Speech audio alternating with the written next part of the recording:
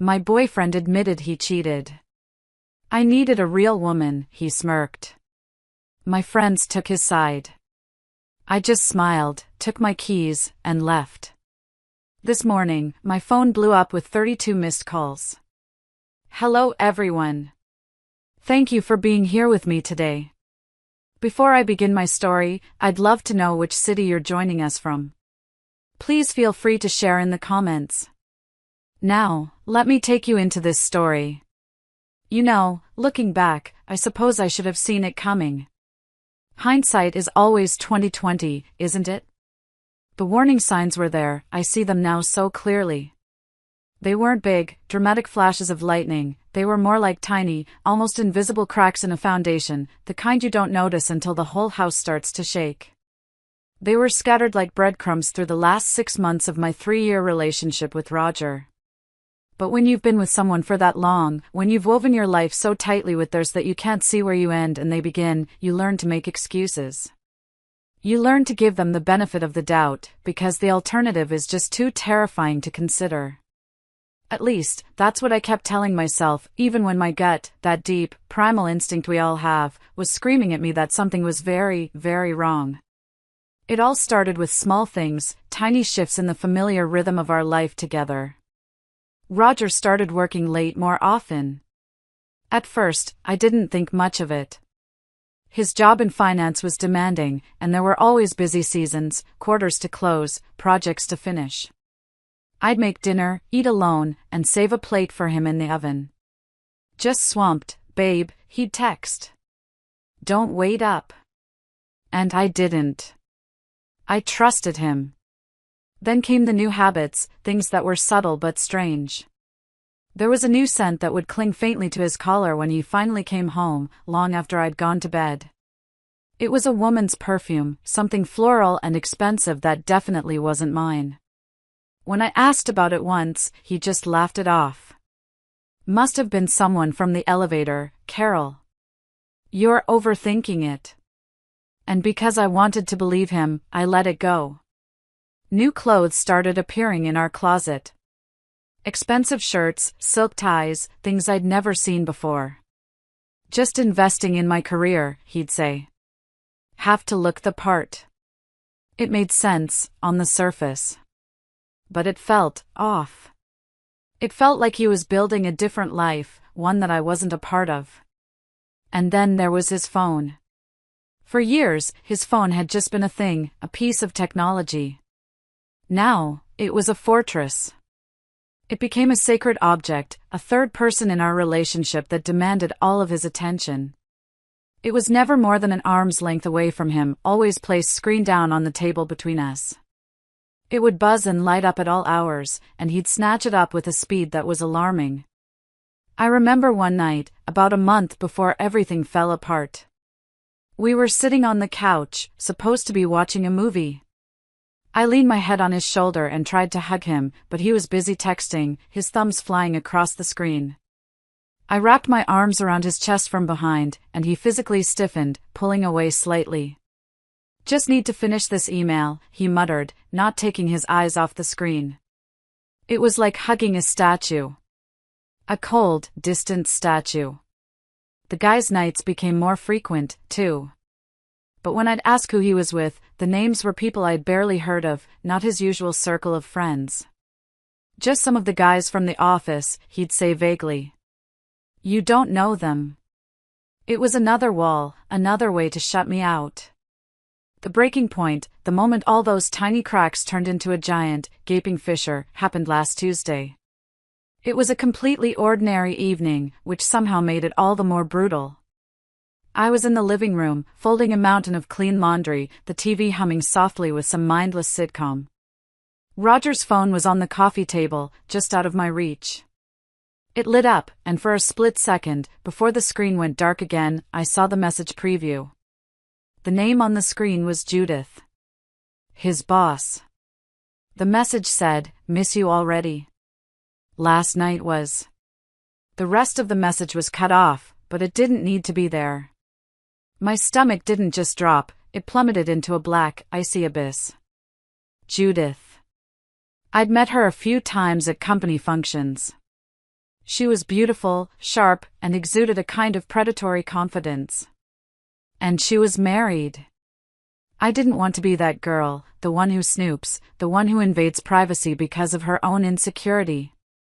I've always believed that if you get to that point, the relationship is already over. But this wasn't insecurity. This was a lightning bolt of terrible certainty. It felt like the universe was shaking me by the shoulders, screaming at me to wake up and see what was right in front of my face. I finished folding the laundry, my hands moving on pure autopilot, my mind a chaotic storm. Each shirt I folded felt heavier, each sock I matched seemed to mock the perfect pair I thought we were. I was just going through the motions, a robot in my own home. When Roger got home that night, he was all smiles, completely and utterly oblivious. He walked in, loosened his tie, and kissed me on the cheek. I could smell her perfume on him, stronger this time. It was sickening. He went into the kitchen to grab a beer, acting like it was just another Tuesday. The familiar sound of the refrigerator door opening and closing suddenly grated on my nerves like nails on a chalkboard. I followed him, my feet feeling like lead. I leaned against the door frame, watching him. He looked exactly like the same man I had loved for 3 years, the man I had planned a future with. But he was a stranger. A complete and total stranger. My voice was surprisingly steady when I spoke, even though my heart was hammering against my ribs so hard I thought it might break through. "Who's Judith?" The change was instantaneous. It was subtle, but it was there in every line of his body. His shoulders tensed. He took a long, slow sip of his beer before turning to face me, using the moment to compose himself. And then he did something I never, ever would have expected in a million years. He smiled. It wasn't his usual warm, loving smile that reached his eyes. This was something else entirely. It was cold, and sharp, and almost triumphant. "I was wondering when you'd finally catch on, Carol," he said, his voice as smooth as polished stone. The casual, almost bored way he said it felt like a physical slap across my face. There was no guilt, no shame, no remorse. Just pride. Judith is my boss. And yes, I've been sleeping with her for the past 2 months. I just stood there, the world tilting crazily on its axis. 2 months. 60 days. He had been living this double life, sleeping in my bed, eating the dinners I cooked, telling me he loved me, all while he was with her. The words were caught in my throat. My mind was just static. He seemed to take my stunned silence as an invitation to continue his cruel confession. He leaned back against the counter, crossing his arms in a posture of complete relaxation. "I needed a real woman, Carol," he continued, that insufferable smirk still playing on his lips. "Someone with ambition, someone who knows what she wants and goes for it. Not someone who's content to spend her weekends watching old movies and gardening." Every word was a perfectly aimed dagger, designed to hit me where I was most vulnerable. He was taking our life, our shared quiet moments that I had cherished so deeply, and twisting them into a weakness. Through the shock and the searing pain, I felt something else rising up inside me. It wasn't rage, not yet. It was a strange, chilling clarity. My voice was barely a whisper when I asked the next question. "Do Brenda and Dorothy know?" They were my best friends, my pillars. Brenda had introduced us. Dorothy had been my maid of honor in a past life that never happened. Roger laughed. It was a short, ugly, barking sound that held no humor. "Oh, they've known for weeks. Most of our friends know, actually." He took another sip of his beer, enjoying this, enjoying my pain. "They understand. They see that Judith can actually provide me with a future, help my career. It's not just about feelings, Carol. It's about practicality." That hit harder than the cheating. The image of them, my friends, sitting around, having brunch, sharing knowing glances while I talked about my future with Roger. Watching me, probably pitying me, maybe even laughing behind my back. The betrayal was so complete, so absolute, it was almost hard to comprehend. My hands were shaking as I pulled out my phone. I opened my group chat with Brenda and Dorothy, the one named Besties for Life. The irony was sickening. My fingers fumbled on the screen as I typed, "Is it true? You all knew about Roger and Judith?" The response came almost immediately. The three little dots appeared, disappeared, then appeared again. First from Brenda, "Carol, you know we love you, but you have to admit you and Roger have been drifting apart for a while. He deserves to be happy." Then Dorothy, a moment later, "We didn't want to hurt you. But maybe this is the wake-up call you need to focus on yourself more. We were going to tell you." "Sure you were." I looked up from my phone, my vision blurring with unshed tears. Roger was watching me, that same smug, self-satisfied smirk still plastered on his face. He was waiting for the explosion. He wanted the drama, the tears, the screaming match. He wanted a scene he could tell everyone about later, painting me as the crazy, emotional ex-girlfriend. Poor, immature Carol, losing her cool. And in that moment, something inside me snapped into place. The hurt and the shock were still there, a roaring inferno in my chest, but they were being encased in a layer of ice-cold resolve. I wouldn't give him the satisfaction. Instead of screaming, I smiled. A real, genuine smile that seemed to catch him completely off guard. His own smirk faltered for a second, a flicker of confusion in his eyes. Without saying another word, I turned and walked to our bedroom. I pulled my old go bag from the top of the closet, the one I always kept packed for weekend trips. I threw in my laptop, my chargers, and the few pieces of jewelry that mattered to me, a necklace from my grandmother, a bracelet my mom gave me. I walked to the front door and grabbed my keys from the little ceramic bowl on the table, the one we bought together on our first anniversary. When I passed through the kitchen again, Roger was staring at me, his expression a mixture of confusion and annoyance. "Where are you going?" he demanded, his voice finally losing its smug edge. "Out," I replied simply. I paused at the door and looked back at him, the man I thought I would spend my life with, and I saw him for what he truly was, a weak, cruel stranger. "And Roger?" "Keep the apartment. Keep all of it. I'm sure Judith can help you with the rent."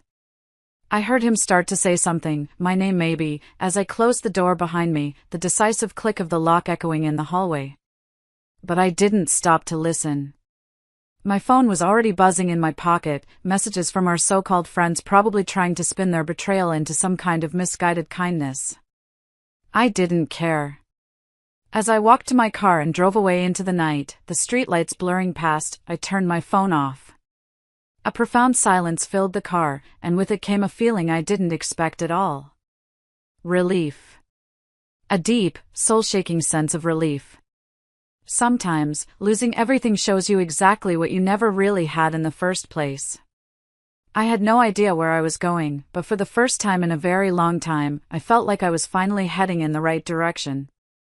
I drove for what felt like hours, with no destination in mind, just a desperate need to put as much distance as possible between myself and that apartment, that life that had just been exposed as a complete fraud.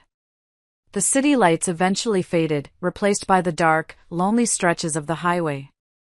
I finally saw a glowing sign piercing the blackness, the Starlight Inn. It was one of those old, single-story motels you see in movies, a bit worn around the edges but with a certain charm. More importantly, the vacancy sign was lit. Right then, that was all that mattered. The man at the front desk was older, with a kind, weary face and glasses perched on the end of his nose. He introduced himself as Pete. I must have looked a sight, standing there under the buzzing fluorescent lights with my puffy, red-rimmed eyes and my hastily packed bag. I fumbled with my credit card, trying to hold myself together, to project an aura of normalcy I was nowhere near feeling. I didn't offer any explanation for my late-night arrival, but he seemed to understand. "Rough night, huh?" he said gently, not with pity, but with a simple, human understanding. I just nodded, afraid that if I tried to speak, I'd start sobbing again. He gave me a key to a room at the very back, away from the road noise, and even knocked $20 off the weekly rate without me asking. "Everyone needs a break sometimes," was all he said. The room was simple, clean, and blessedly anonymous. It had a bed with a stiff, patterned bedspread, a small, humming television, and a faint smell of disinfectant that felt like a clean slate.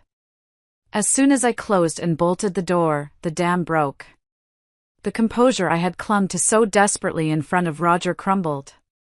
I sat on the edge of that unfamiliar bed and cried. I cried for the 3 years I had lost, for the man I thought I knew, for the friends who had stabbed me in the back. I cried for the future I had planned, the house, the dog, the family, that had just vanished into thin air.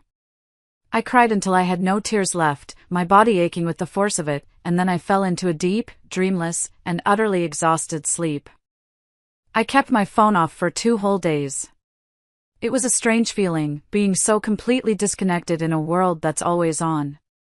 It was like the world had paused, and for those 48 hours, all I had was the quiet of that motel room and the loud chaos of my own thoughts.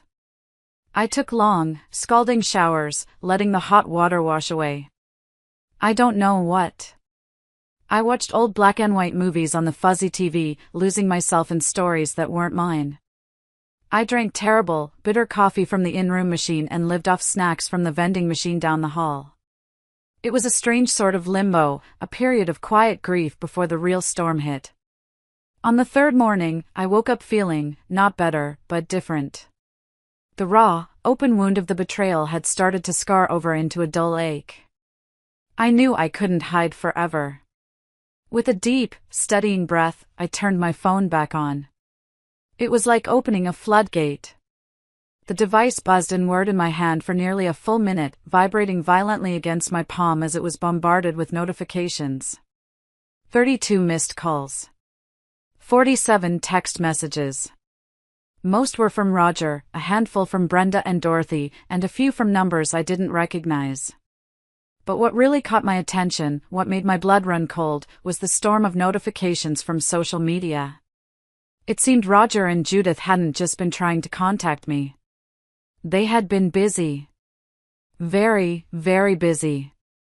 Roger's Instagram, which had once been filled with pictures of us, was now a carefully curated shrine to his newfound freedom and victimhood. He had posted a picture of himself looking thoughtful, staring out a window, with a long caption about surviving a toxic relationship and the importance of choosing your own happiness. He wrote about being constantly criticized and controlled, and how he was finally learning to breathe again.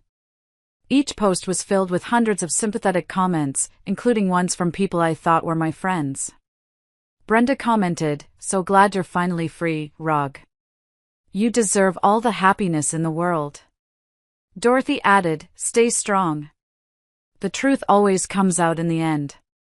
The crown jewel of their public relations campaign was a tearful video Judith had posted to her own professional networking page. She was a master of manipulation. She didn't mention my name, of course, but it was painfully obvious who she was talking about. She spoke with a shaky voice about the heartbreak of watching a dear colleague and friend suffer through a toxic and emotionally abusive relationship. She claimed I had financially abused Roger by making him split all our bills 50-50 while I supposedly hoarded my money for myself. This was a particularly vicious lie, considering I earned less than him and he was the one who had insisted on that arrangement from the very beginning, claiming it was more modern and fair. He'd framed it as being progressive, now I saw it was just another way to control the narrative. Just as I was trying to process this coordinated character assassination, a text came in from Eileen, a coworker I'd known for years. We weren't close, but we were always friendly. We'd chat by the coffee machine, complain about deadlines. Her message was short and to the point, "Hey Carol, you might want to check your work email. Something's going around the office about you." My heart sank into my shoes. I opened my email with a sense of dread, and there it was. A company-wide memo from HR about creating a safe and respectful workplace environment, with a thinly veiled reference to recent concerning behaviors from certain employees outside of work hours that may reflect poorly on our corporate values. No names were mentioned, but the timing wasn't subtle. They weren't just trying to ruin my personal life, they were coming for my livelihood, too. I should have been furious. I should have been screaming. But instead, I just felt a strange, detached, almost clinical curiosity. How far would they actually take this? Pretty far, as it turned out. A few days later, the walls of the motel room felt like they were closing in, so I drove to a local coffee shop, one of my old favorites. It was a cozy place I figured would be safe, since Roger always said their coffee was too weak. I was wrong. The barista, a young woman who had always been friendly and chatty with me, gave me a look that was pure ice. She took my order with single-word answers, her mouth set in a thin, disapproving line, and practically threw my change on the counter. I sat in a corner, feeling like every eye was on me. I later found out from Eileen that Roger and Judith had become regulars there, holding hands over lattes and sharing their tragic survival story with anyone who would listen. The real turning point, however, came unexpectedly, in the most mundane of places. I needed to pick up some winter clothes from a storage unit I rented on the edge of town. As I was leaving, wheeling a small box of sweaters towards my car, I nearly ran into Sharon, a woman from Judith's social circle. I'd met her a few times at parties. She always seemed nice, but timid, always hovering in the background. She saw me and her eyes widened in panic. She glanced around nervously, as if she was afraid of being seen talking to me. "Carol," she whispered, her voice urgent as she pulled me into the narrow, shadowy space between two rows of orange metal doors. "You need to be really, really careful." "What are you talking about?" I asked, my heart starting to pound. "It's Judith," she said, her voice barely audible over the hum of the facility's ventilation system. "Her husband, Arthur, he's connected. Like, really connected. Powerful family, old money. And Judith's been telling him you're unstable. Dangerous, even. She's trying to paint you as some kind of stalker, someone who couldn't handle the breakup." My mind was reeling. Why was she telling me this? Why risk Judith's wrath? It was as if she read my thoughts. "Because," she continued, her eyes darting around again, "this isn't the first time. Before you and Roger, there was another employee at the company. A woman named Patricia. Judith and Roger, they did the exact same thing to her. They destroyed her reputation completely. She ended up having a nervous breakdown and leaving town. That conversation changed everything. This wasn't just a messy breakup anymore. This was a pattern. This was something predatory, calculated, and terrifyingly familiar to them. That night, back in my motel room, I wasn't crying anymore. I was digging. I spent hours online, searching for any trace of this Patricia. I searched legal records, old social media posts, anything I could find. And there she was. Or rather, the ghost of her. Her online presence, her professional profiles, everything vanished completely around the time Roger started at the company. The next morning, as if on cue, I got a call from my old landlord. He sounded apologetic and deeply uncomfortable. He told me Roger had called him, trying to get my name removed from the lease immediately, claiming I'd abandoned the property. When the landlord told him there was a legal process for that, Roger's story changed. He told him I'd been making threatening calls and that he feared for his safety. My landlord called to warn me. He told me his own sister had been through a nasty divorce years ago, and my story sounded all too familiar. While all this was happening, a different kind of notification popped up on my phone. It was a message request on Instagram from an account I didn't recognize. The profile picture was of a man in his late 50s, distinguished, wearing an expensive-looking suit, standing in what looked like a library. The message was simple, direct, and sent a chill down my spine. "I believe we need to talk about my wife and your boyfriend. Coffee tomorrow?" It was signed, Arthur J. I stared at the message, the screen glowing in the dark motel room. Something told me Roger's story about needing a real woman was about to get a whole lot more complicated. And the funny thing was, watching Roger and Judith spin this elaborate, venomous web of lies, seeing our friends choose sides based on nothing but their word, it was actually liberating. Every nasty post, every fake tear, every manipulated story just confirmed what I already knew deep down. I wasn't losing anything worth keeping. The next morning, I drove downtown to meet Arthur. He had suggested a quiet, upscale cafe, the kind of place with dark wood, soft leather chairs, and an atmosphere that encouraged hushed, serious conversations.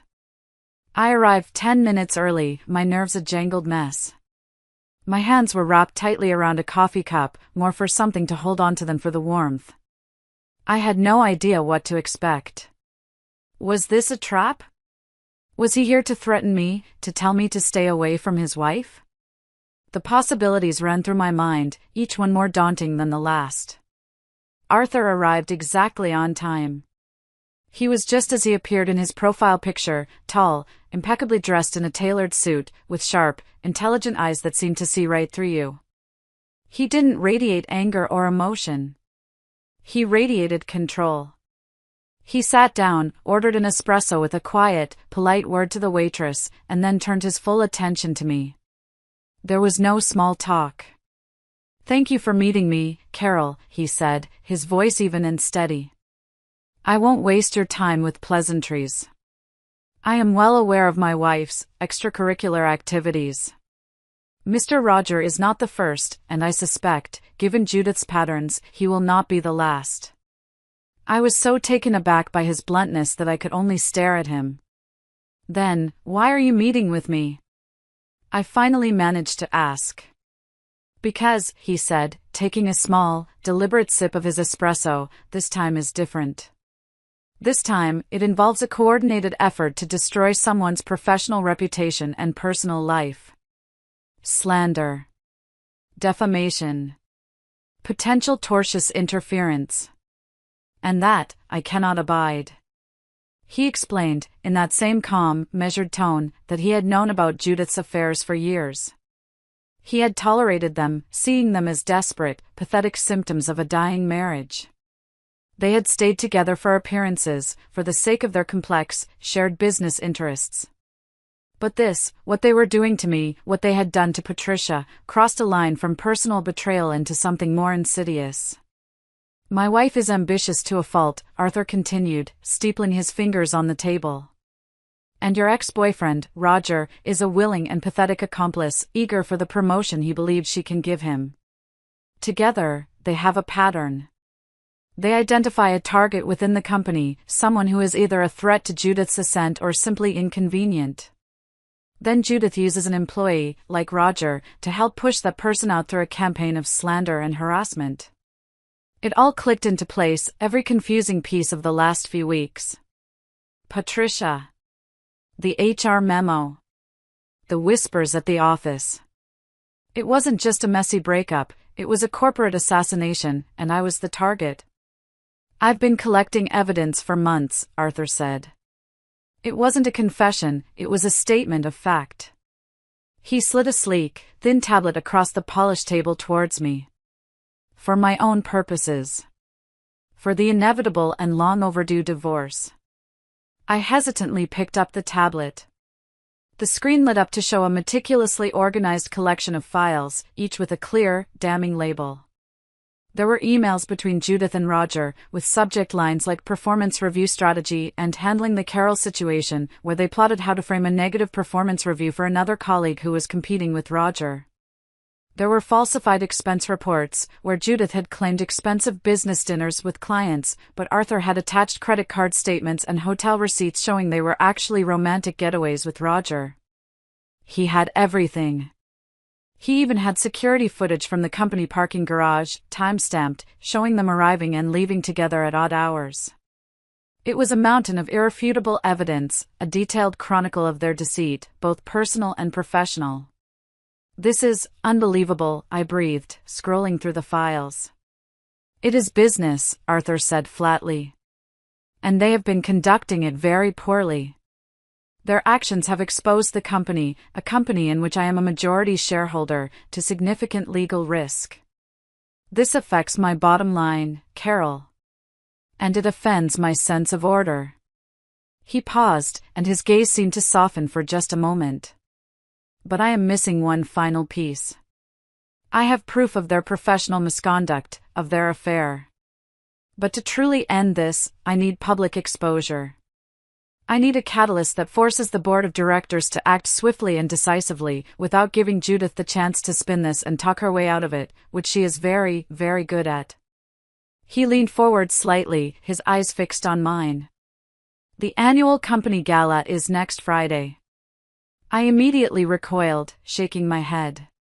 No. I can't. I can't go there. Why would I ever put myself through that? The thought of walking into that room, of facing all those people who had judged me, of seeing Roger and Judith parading around like a power couple, made me feel physically sick. Because your presence will be the catalyst, Arthur explained patiently. They will not expect it.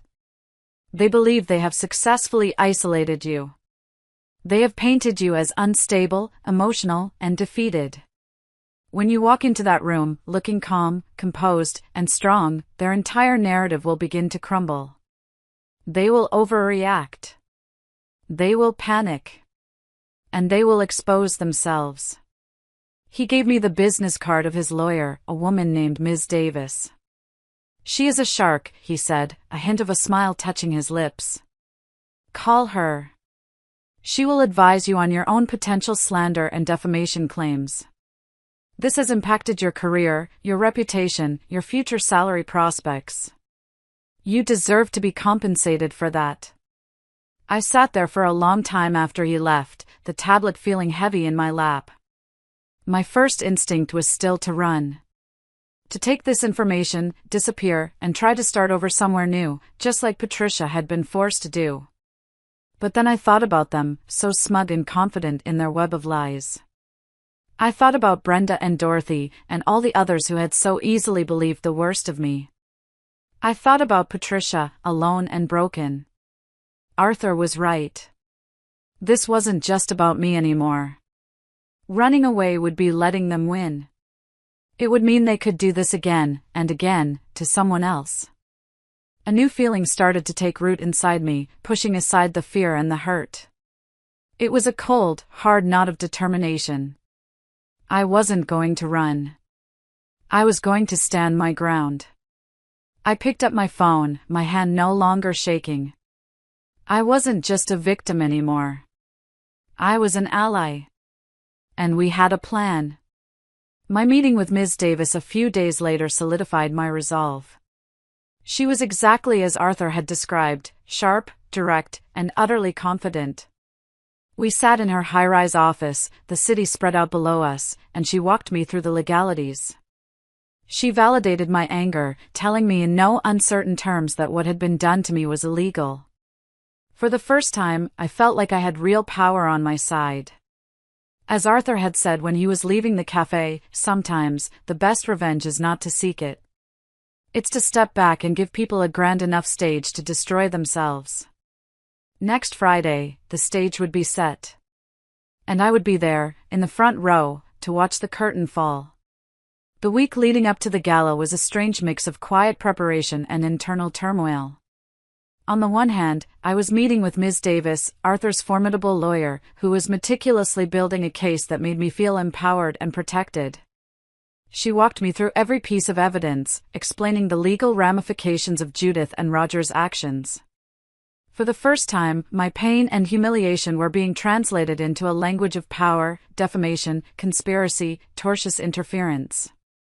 It felt like someone was finally handing me a shield and a sword. On the other hand, when I was alone in my motel room at night, the fear would creep in. Could I really do this? Could I walk into a room full of people who either hated me or pitied me, and face the two people who had tried to destroy me? I spent a lot of time just being quiet, trying to build a wall of resolve inside myself. Pete, the motel owner, became a silent guardian. He'd check in on me, leaving a newspaper outside my door in the morning or offering a fresh pot of coffee from the office. He never pried, but his quiet, consistent support was a lifeline. He told me once, as I was staring blankly at the TV in the lobby, "You've got a strong chin, kid. Means you can take a punch. You'll be all right." I held on to those words like a mantra. The night of the gala, I felt a strange, electric mixture of terror and exhilaration. I had gone out and bought a new dress. It was a simple but elegant dark blue sheath, the most expensive piece of clothing I had ever owned. As I zipped it up, it felt less like fabric and more like armor. I did my hair and makeup with shaking hands, but when I was done, I looked at the woman in the mirror. I didn't see the heartbroken, defeated victim who had fled her apartment 2 weeks ago. I saw someone else. Someone I didn't quite recognize, but someone I wanted to be. She looked strong. I arrived late, exactly as Arthur had suggested. The party was in full swing, held in the grand ballroom of the most opulent hotel in the city. The room was a sea of glittering gowns and dark tuxedos, filled with the loud hum of chatter, forced laughter, and the constant clinking of champagne glasses. I stood in the grand entryway for a moment, my heart pounding in my ears. Then, I took a deep breath and walked in. The effect was instantaneous and more dramatic than I could have imagined. A ripple of silence spread out from the doorway like a shockwave as people noticed me. Conversations faltered mid-sentence. Heads turned. A wave of whispers followed in my wake. I walked slowly, deliberately, my head held high, my gaze fixed straight ahead. I saw Roger first. He was standing with a group of colleagues, a drink in his hand, laughing boisterously at something someone had said. His eyes met mine across the room, and the laughter died on his lips. The glass in his hand seemed to freeze halfway to his mouth. His face, flushed with alcohol and good cheer, went completely pale. Then I saw Judith. She was holding court near the bar, looking regal and untouchable in a glittering silver gown. She followed Roger's terrified gaze, and when she saw me, her perfectly painted smile tightened into a thin, hard, blood-red line. Her eyes narrowed into slits of pure venom. But the most beautiful part? I didn't have to do a thing. I didn't have to say a word. I just stood there, calm and composed, and let their carefully constructed narrative fall to pieces all on its own. The whispers grew louder. I could feel their eyes on me, hundreds of them, trying to reconcile the composed, elegant woman in the blue dress with the unstable, crazy ex from the stories they had been told. As planned, I made my way to a quiet corner near the stage, where Eileen, my coworker, was waiting for me. She gave me a small, encouraging nod, her eyes wide with a mixture of fear and excitement. The plan was in motion. The first to approach, as we knew she would, was Dorothy. One of my former best friends. She was clearly several glasses of champagne in, her steps unsteady as she marched towards me, a self-righteous warrior coming to defend her fallen friend's honor. "You have some nerve showing your face here, Carol," she slurred, her voice loud enough to draw the attention of everyone nearby. "After everything you put Roger through." I just smiled faintly, a calm, sad little smile. "Everything I put him through?" I asked, my voice quiet but clear, forcing people to lean in to hear. "That's interesting, Dorothy. Tell me more." My lack of a reaction, my refusal to engage in a messy, drunken scene, seemed to infuriate her. She opened her mouth to say more, to launch into another tirade, but that's when Eileen stepped in, right on cue. "Actually, Dorothy," Eileen said, her voice surprisingly firm and carrying across the room, "I think we'd all be very interested to hear the real story." And that was the signal. On the other side of the ballroom, Arthur was talking to the AV technician. He had been complaining good-naturedly for the last 10 minutes about an issue with the slideshow of company achievements that was supposed to be playing on the 2 large projector screens flanking the stage. With a few clicks on a laptop, Eileen's laptop, which she had conveniently left on the podium earlier, the screen flickered. The corporate logo and the smiling face of the CEO disappeared. In its place, a screenshot of a text message appeared, projected 10 feet high for the entire room to see. It was from Roger to Judith. "She's so naive. She has no idea. Can't wait for tonight."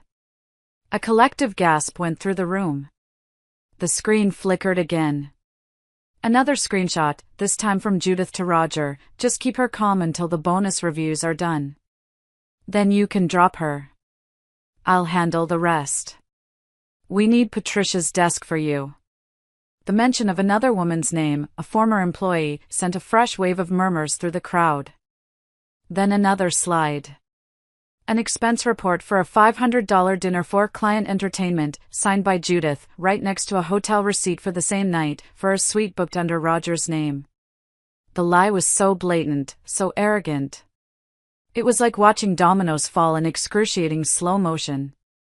The slideshow continued, a relentless stream of their own words, their own lies, their own contempt, laid bare for all their colleagues and superiors to see.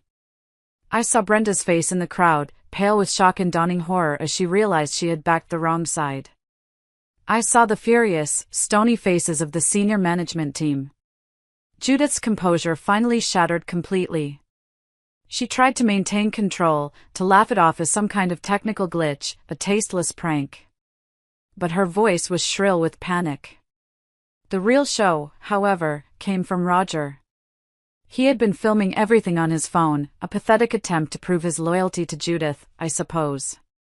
But as the evidence mounted, he turned on me, his face contorted in a mask of pure, desperate fury. "You did this," he screamed, pointing a shaking finger at me, his voice cracking. "You and that bitter old man, trying to ruin everything." And then, Judith, in a moment of sheer, unadulterated desperation, made her final, fatal mistake. She ran towards me, her silver gown shimmering, her eyes wild with a feral rage. "You think you're so clever, don't you?" she shrieked, her voice echoing in the now silent ballroom. "You can't destroy what we have. He loves me. Roger loves me. We're going to have a life together." That was the moment Arthur chose to step forward. He walked calmly to the center of the room, taking the microphone from the stunned event host. He looked at his wife, not with anger, but with a kind of weary, surgical finality. "Actually, Judith," he said, his voice amplified throughout the massive, silent room, "the only thing you and Mr. Roger will be sharing is a lawyer. Because as of this morning, I have filed for divorce." The silence in that room was absolute. It was the silence of a story ending, of a carefully constructed world turning to dust. It was the silence of a curtain falling on a very, very bad play. If you're still listening, please help me by liking this video and commenting with the number 1 down below. It lets me know you gave me a like, and it tells me you're right here with me on this journey. Your support means the world to me and encourages me to keep going. Please, comment with the number 1, and then let me tell you what happened next. The fallout from that night was swift, brutal, and more complete than I could have ever imagined. The party ended abruptly, not with a bang, but with a quiet, shocked exodus. People just melted away, avoiding eye contact, desperate to distance themselves from the train wreck they had just witnessed. Within 48 hours, both Roger and Judith received phone calls from the head of human resources and were asked to resign from their positions, effective immediately. They weren't given a choice. But that was just the beginning. The slideshow at the gala was just the public preview. The following Monday morning, Arthur presented his entire, meticulously organized dossier of evidence to the company's board of directors. As he had predicted, they were less concerned about the affair itself, these things happen, after all, and more horrified by the clear, documented pattern of workplace harassment, financial misconduct, and the massive legal liability Judith and Roger had exposed the company to. The company's legal team, fearing a massive scandal, moved fast. Both of them are now facing civil lawsuits from the company for misuse of company funds and creating a hostile work environment. Then something truly beautiful happened. Something that made this whole ordeal feel worthwhile. Remember Patricia? The woman who had been forced out of town, her spirit and reputation shattered? It turns out she had moved a few states away and was trying to rebuild her life. She had been following everything through a few old, trusted colleagues. Arthur's lawyer, the formidable Ms. Davis, reached out to her. 3 days later, Patricia flew back into town. She, too, had kept records. She had saved every threatening email, every manipulative text, a whole file documenting the smear campaign they had run against her. She just hadn't known what to do with it all, who to turn to, until now. She and I met for coffee, and for 2 hours, we just talked. We shared our stories, and in her eyes, I saw my own pain reflected back at me. It was a profoundly healing moment. With the full backing of Arthur's legal team, Patricia filed her own lawsuit against Judith, Roger, and the company. Her story opened the floodgates. Her courage was contagious.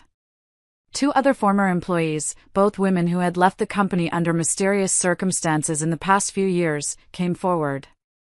Each had their own stories of harassment and manipulation at the hands of Judith and her various accomplices. What started as my personal nightmare quickly became an avalanche of accountability that was burying them both. Roger tried to get ahead of it, of course. In a final, desperate act, he posted a tearful video online from his parents' basement, claiming he was the real victim. He spun a tale of being a young, impressionable man who was manipulated by a powerful, predatory older woman, and that he was now being unfairly persecuted. It was a pathetic performance, and it might have even worked on some people, if it weren't for Sharon. The quiet, timid woman who had warned me in the storage facility finally found her voice. She posted screenshots of her private chats with Judith, the ones where Judith bragged about her conquests and meticulously planned how to destroy people's reputations. The ones where she openly mocked her victims, including Roger, calling him her useful little toy. Last week, the final act of this pathetic drama played out. I was at work when I got a call from Pete, the owner of my motel. "Hey kid," he said, his voice low and serious. "That fella you told me about? The ex? He's here, making a scene in the parking lot." I took my time driving back. I wasn't scared anymore. I wasn't even angry. I just felt tired of him. I found Roger sitting on the hood of my car, looking disheveled and frantic. He had driven all this way. He was clutching a thick manila envelope as if it were a holy relic. "I have dirt on everyone, Carol," he said, his voice a desperate hiss. He tried to sound threatening, but the shaking in his hands gave him away. "On Arthur, on the board members, on everyone. If you and Arthur don't make these lawsuits go away, I'll release it all." It was his last resort, his insurance policy, the ammunition he had collected over years of manipulating and betraying people. I just laughed. The sound surprised even me. It was a real, genuine laugh, bubbling up from a place of pure liberation. "Go ahead, Roger," I said, walking slowly towards him. "Burn every single bridge you have left. Release it. Let's see how that works out for you." He looked stunned. He expected me to be afraid, to plead with him. His power had always been in my fear of him. Now that it was gone, he had nothing. In a fit of frustration, he threw the envelope at my feet. Its contents spilled onto the asphalt, photos, screenshots of private messages, all sorts of nasty little secrets. I bent down, picked up the scattered pages, and while he watched in utter disbelief, I took out my phone and took a clear, steady picture of every single page. Then I gathered them up, put them back in the envelope, and handed it back to him. "Release whatever you want," I said calmly, my voice even. "But first, take a good, long look at where your previous schemes got you." The thing about people like Roger, bullies and manipulators, is that they can't stand it when their own weapons are turned against them. They can't stand being powerless. He let out a scream of pure, impotent rage and tore the envelope to shreds right there in the parking lot, the little pieces of paper fluttering around him like toxic confetti. That tantrum? That final, pathetic meltdown? Someone from a nearby room recorded the whole thing on their phone. It was all over social media within hours, the final nail in his already sealed coffin. The final blow came yesterday. Arthur's divorce from Judith was finalized. And guess what? He got everything. The house, the cars, most of their shared assets. The prenuptial agreement was airtight. Judith's golden parachute from the company was gone, completely eaten up by her mounting legal fees. Her reputation was destroyed beyond repair. Her future career prospects? Let's just say Google is not her friend anymore. As for Roger, last I heard, he's still living with his parents in another state. His social media has gone dark. And those friends who so eagerly sided with him? Brenda and Dorothy are dealing with their own quiet fallout. It turns out, when you publicly and enthusiastically back the wrong horse, it has consequences. Your judgment comes into question. Brenda tried to apologize yesterday. She sent me this long, rambling message about how she should have been a better friend and how she was just confused by the situation. I just replied with a screenshot of her old messages supporting Roger's lies. She blocked me. Coward. I saw Dorothy at the grocery store last week. She saw me, her eyes widened, and she practically ran in the other direction, abandoning her shopping cart in the middle of the aisle. I almost feel bad for them. Almost. It's strange how quiet life gets when you finally remove all the noise. For the past month, since that final, pathetic scene in the motel parking lot, my life has been just that. Quiet. Peaceful. It's a quiet I had to fight for, and it's the most precious thing I own. Last week, I signed the lease on a new apartment. It's a small one-bedroom place in a quiet neighborhood, with big windows that let in the morning sun. There's a little balcony, just big enough for a chair and a few pots of herbs. As I stood in the empty living room for the first time, the scent of fresh paint in the air and the keys feeling solid and real in my hand, I felt a sense of peace I hadn't felt in years. This was mine. Just mine. No one else's history was in these walls. The process of moving was slow and therapeutic. I didn't have much to pack from the old apartment. I had sent Roger a single, curt email telling him he could keep everything. I didn't want any of it. Every piece of furniture, every dish, every book on the shelf was tainted with the memory of his lies. I wanted a fresh start, a complete one. I spent a weekend happily wandering through stores, buying new dishes, new towels, a new comfy armchair for the living room. Each item I chose felt like a small act of defiance, a small step forward, a reclaiming of my life and my taste. I even spent a frustrating but ultimately triumphant afternoon assembling a bookcase by myself, a small victory that felt huge. There have been other, bigger changes, too. At work, the cloud of suspicion that had been hanging over me disappeared overnight after the gala. My boss called me into his office and formally, and very humbly, apologized for the HR memo and for not questioning the narrative being pushed by Judith. And last Friday, he called me in again and offered me a promotion. A real one, the one I had been working towards for years, the one Judith had been blocking.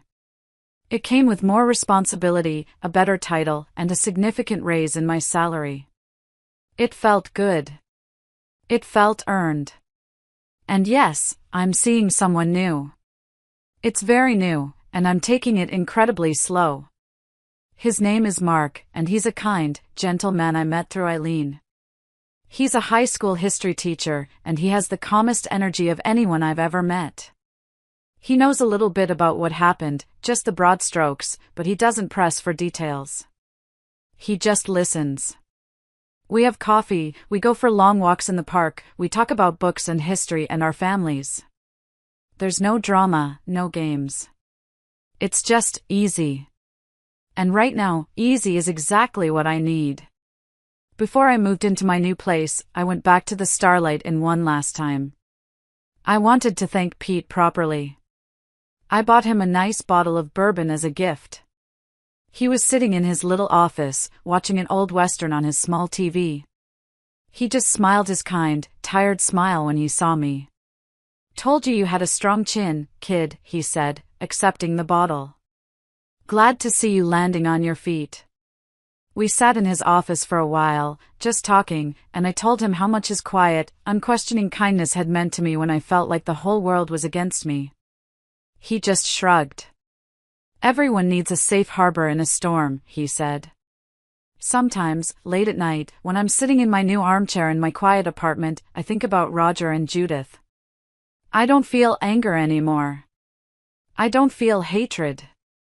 I just feel a sort of detached pity. Their whole lives were built on a foundation of lies, manipulation, and causing pain to others. And in the end, it all came crashing down around them, as structures built on such weak foundations always do. The best revenge, I've learned, isn't about plotting or scheming. It's not about an eye for an eye. It's about living well. It's about being so happy and so at peace with your own life, so focused on your own growth and joy, that you don't have time to look back at the ashes of the bridges they burned. But I won't lie to you. Watching it all go up in flames was pretty satisfying, too. This will be my last update on this whole saga. Thank you all for coming along for the ride, for listening to my story. Thank you for your support, for your comments, for being here with me. Remember, karma doesn't always need your help. Sometimes, you just need to step back, get out of the way, and let people show their true colors. They will do the destructive work for you. Thank you for being here with me. If my story resonated with you, if it gave you a little bit of hope or strength, I'd be so grateful if you'd share it. You never know who might need to hear that it's possible to walk through the fire and come out stronger and more whole on the other side. Take care of yourselves.